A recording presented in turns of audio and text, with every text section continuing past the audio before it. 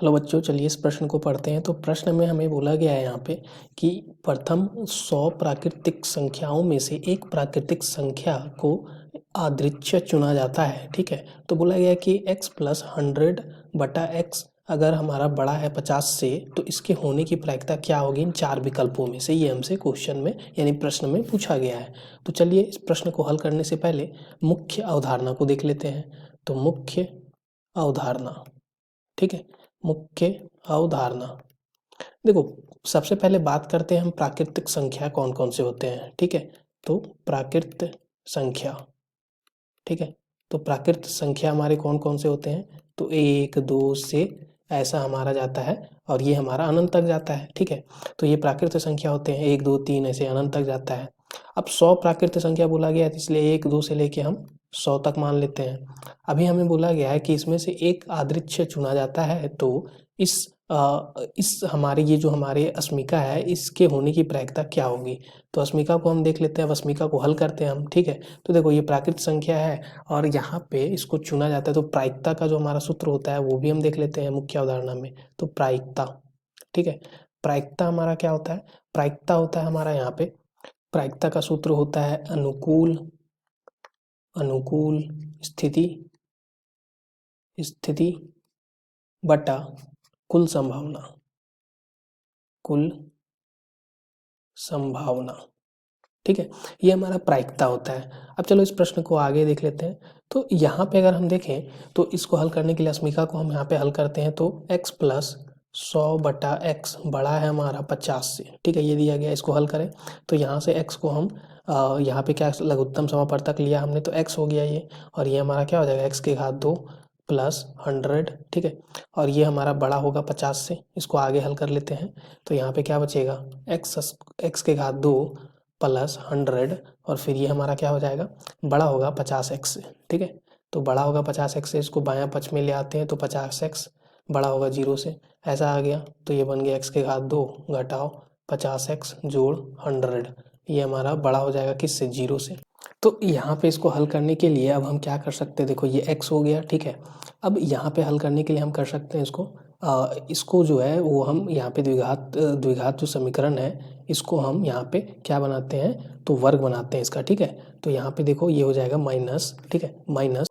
तो यहाँ पे हम देखते हैं तो ये बन जाएगा हमारा यहाँ से x माइनस, यहाँ पे क्या लिख सकते हैं हम, तो इसको लिख सकते हैं 25 गुना 2x, ऐसा भी लिख सकते हैं हम। और ये फिर हमारा क्या बन जाएगा, तो यहाँ पे देखो अगर -25 हमने किया तो यहाँ पे +25 का स्क्वायर भी तो कर सकते हैं। ठीक है, यानी घात 2, और यहाँ पे -25 का घात 2, पहले से हमारा 100 लिखा हुआ था, ये बड़ा होगा 0 से।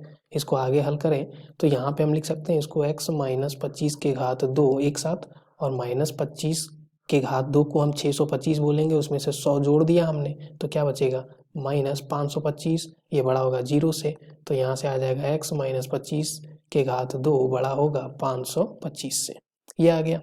अब देखो ऐसा कुछ आ गया, अब इसको अगर आगे हल करें तो इसको हम क्या लिख सकते हैं, तो x -25 हमारा बड़ा होगा किससे, तो वर्गमूल किसका, 525 से। और क्या हम लिख सकते हैं कि x -25 जो होगा वो छोटा होगा किससे, माइनस ऑफ यहाँ पे वर्गमूल 525 से। ठीक है, ऐसा लिख सकते हैं। इसको आगे देखें तो हम ऐसा भी तो लिख सकते हैं, इसको यहाँ पे लिखें हम, तो ये बन जाएगा x, यहाँ पे हमारा क्या हो जाएगा, बड़ा हो जाएगा।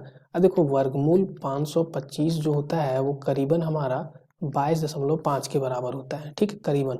तो यहाँ से हम लिख सकते हैं कि x जो होगा वो हमारा 25, और यहाँ पे अगर हम ये देखें तो जोड़ 22.5 से ये बड़ा होगा, और दूसरा क्या होगा, x जो होगा वो छोटा होगा किससे, तो 25 घटाओ 22.5 से। तो यहाँ से अगर इसको हम देखें तो ये x जो है वो हमारा, अगर यहाँ पे हम इसको जोड़ें तो ये हो जाएगा 27.5 से बड़ा, और यहाँ पे हम अगर देखें तो ये x जो है वो छोटा हो जाएगा किससे, तो ये हो जाएगा हमारा 2.5 से। ठीक है, अब देखो यहाँ पे अगर हम देखें तो ये बन जाएगा हमारा, अब ये अगर हम इसको लिखना चाहें तो x हमारा बड़ा या बराबर हो सकता है किससे, तो देखो माफ़ कीजिएगा, ये 27 नहीं होगा, यहाँ पे 47 होगा। ठीक है, तो 47.5 से, तो ये बड़ा हो जाएगा किससे और बराबर 48 के। ठीक है, और यहाँ पे देखें तो x जो है वो हमारा क्या हो जाएगा, छोटा या बराबर हम लिख सकते हैं 2 के। ठीक है, हमने क्या किया, पूर्णांक में इसको बदलने के लिए ऐसा कर दिया। ठीक है, तो यहाँ से हम देखें तो x का जो मान है वो हमारा क्या क्या हो सकता है, तो यहाँ पे x हमारा बड़ा है 48 से, यानी कि या बराबर है, तो इसका मतलब और 100 से हमारा छोटा होगा, ये हमें पता है 100 या 100 से छोटा। और ये हमारा x जो है वो 2 से छोटा, और हमारा क्या हो सकता है 1।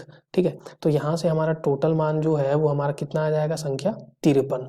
और यहाँ से 2 मान आएगा, 1 और 2, तो ये हो जाएगा 2 मान। ठीक है, तो ये 2 मान आ गया। अब अगर यहाँ पे हम देखें तो ये हमारा ये 2 मान है, यहाँ पे हम ठीक से इसको लिख लें। ठीक है, तो ये हमारा था 47, यहाँ पे क्या था हमारा 47, और ये हमारा क्या था 2 मान आया था, तो 53 और 2 हमारा क्या आ गया, 55 आ गया। तो ये हमारा क्या आया, अनुकूल स्थिति, अनुकूल स्थिति। ठीक है, अनुकूल स्थिति।